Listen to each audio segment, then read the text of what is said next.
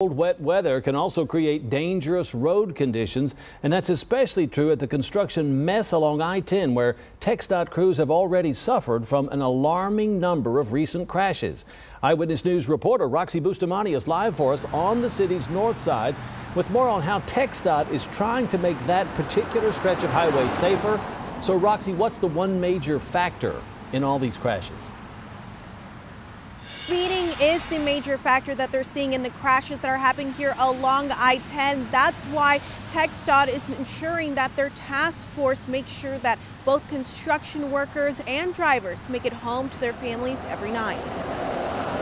Scenes like this happening more often along I-10, prompting TxDOT to take action. We created an internal task force, between traffic safety, traffic operations, and construction engineers in both departments.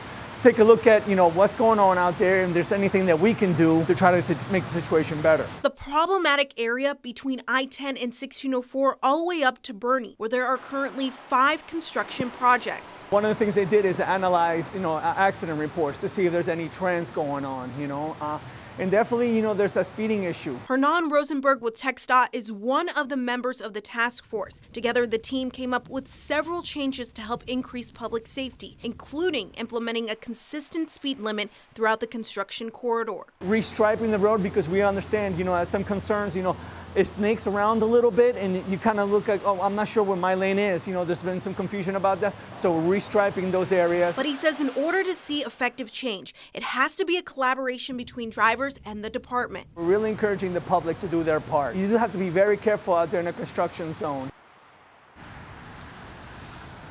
And TxDOT still wants to hear your concerns. You can do that by giving their feedback to their social media pages or calling their district headquarters here in San Antonio. Reporting on the north side, Boxie Bustamante, KENS 5 Eyewitness News.